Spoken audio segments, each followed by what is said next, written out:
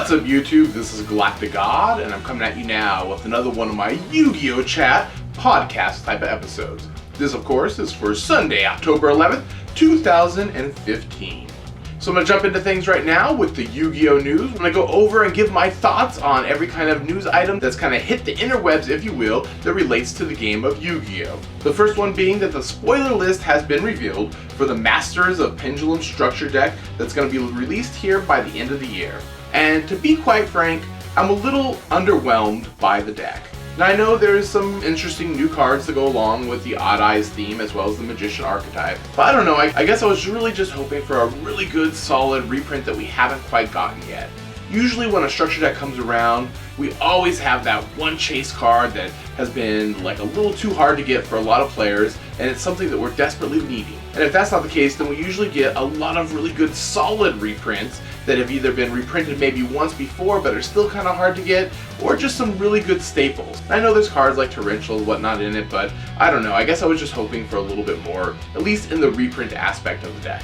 The other big news about structure decks that we got is of course that the Monarch's, the Emperor of Darkness structure deck finally has a TCG release date, and that is January 28th, 2016. So it's actually being released pretty close behind the Masters of Pendulum structure deck, which I do find to be kind of a little odd. Normally the structure decks that Konami gives to us get released in a much more spacious manner, meaning we don't get them so close together. For those of you guys who are a long-time follower of my channel, you know that I've had many different incarnations of the Monarch archetype. It is a deck that I definitely enjoy playing.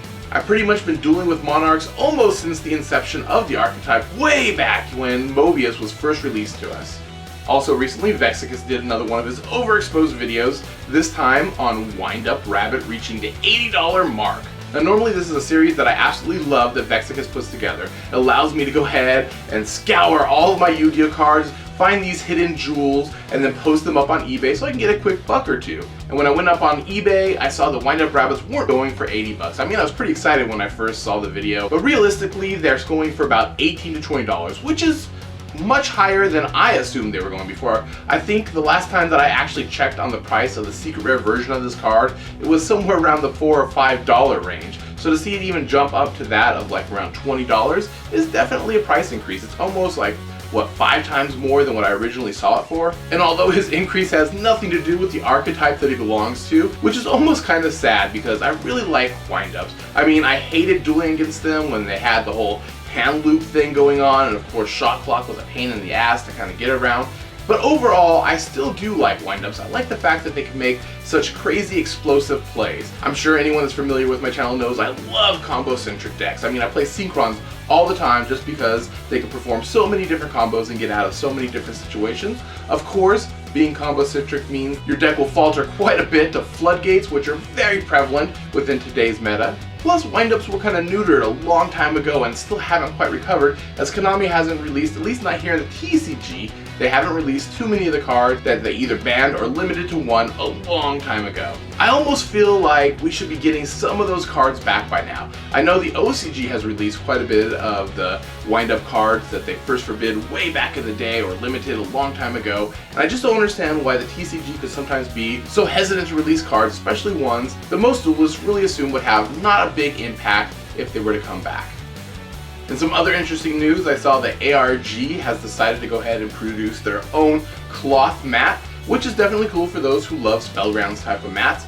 I think it's kind of funny though that it comes right on the heels of Konami finally doing a cloth mat their own. I think feels almost like ARG is kind of biting a little bit off of what Konami just did. Also earlier this week I saw that Inch95 and Vexicus and a few other YouTubers posted videos about how the UK Konami page has released a breakdown on how the damage step works. Now this is nice to have some official rules posted by Konami themselves at the player base's disposal about the damage step. Unfortunately, this does draw attention back to the North American TCG official Konami Yu-Gi-Oh page that is just rather lackluster compared to other parts of the world, and it's kind of quite sad.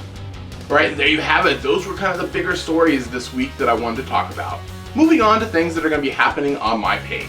Starting once again tomorrow, I'm going to be doing some more of my guest upload Mondays. For the most part, I feel like people seem to like this idea of just posting up guest uploads every Monday if I can. I used to do kind of like a Yugituber shoutout segment on my channel where I would post clips from others' videos who've asked for shoutouts, and then leave links to their channels in the description and encourage those to kind of go check them out. But I just don't feel like that was an effective way of showcasing other people's channels. I feel that allowing an individual channel to make their own video and then post it up on my page gives them a little bit more exposure and allows them to kind of branch out and show really what they have to offer. The only flip side is that I'm a little more selective about who gets a full video up on my channel, and I guess that's both good and bad.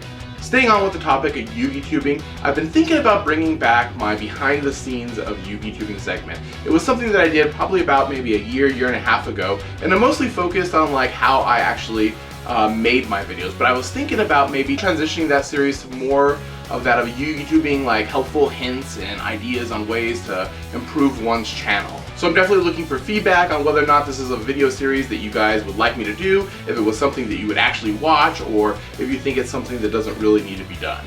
For the actual podcast, I've been thinking about bringing on a few other people. I have other friends that are really into the game. They all have some interesting stories of stuff that's happened to them at regionals and YCSs or locals or whatever that they could share. I've also had some Yugitubers like Simo and a few others kind of ask me to come on as well and maybe banter back and forth with me about the news topics and whatnot. So if you would like to see others on this podcast, please let me know that down in the comment section, or if you think it would be better if I just stick solo doing these type of videos. Alright, so at this point I want to move on to a little Q&A. As I said in last week's video, I'm going to take a few of the questions from those who posted some in the comment section. And the first one comes from Adam, who asks, "Hey GalacticGod, in case you haven't noticed, this Sunday is my birthday, and I was wondering if you could talk about Victory Dragon." So first off, let me just say happy birthday to you. And for those of you guys who don't know, Victory Dragon is a monster that is currently placed on the Forbidden List and has an effect that states this card cannot be special summoned. To tribute this card, you must tribute 3 Dragon-type monsters. If this card attacks your opponent directly and reduces their life points to 0, you win the match. And by match, it pretty much means that if you're playing at a tournament, you normally do the best 2 out of 3, so if you're able to get Victory Dragon out in the first game and attack directly and reduce your opponent's life points to 0, then you just won the whole duel. There is no best 2 out of 3, you just win.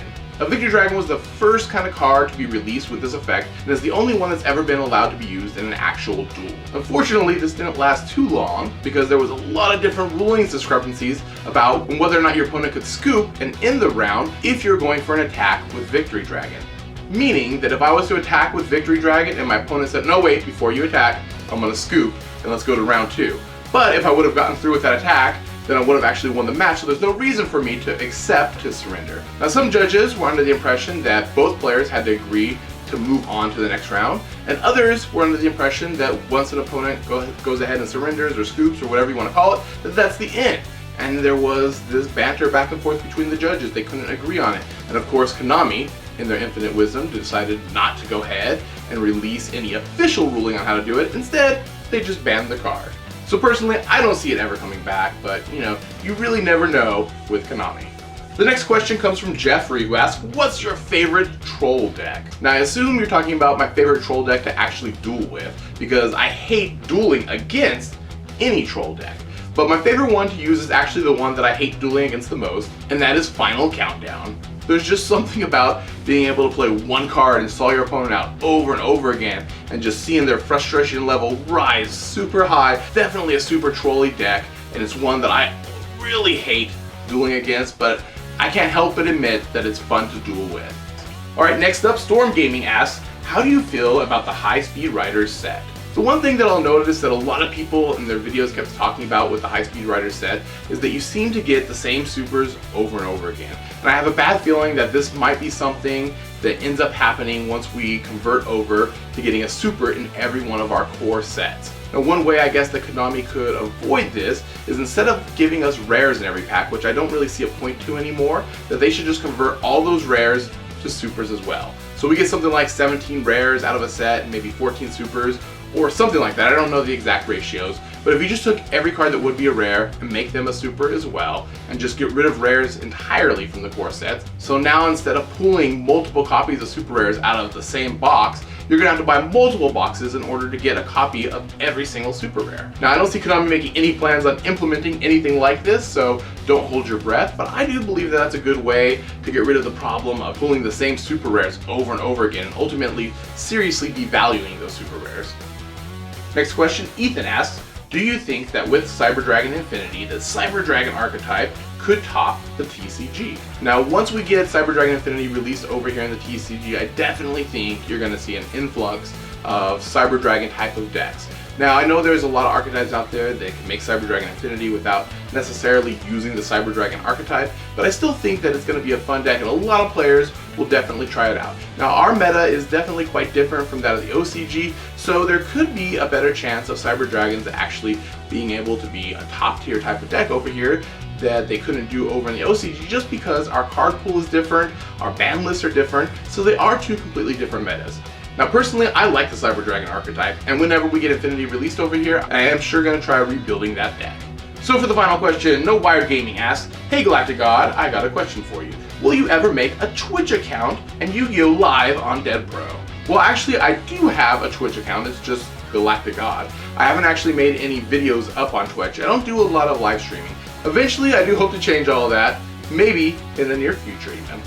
Alright, and that's going to about do it for this episode's podcast. Remember, if you guys have any questions that you would like me to answer in next week's podcast, leave them down in the comments section below, and I'm going to try and answer a few of them next week as well. And I guess that's going to do it for now. This is GalacticGod.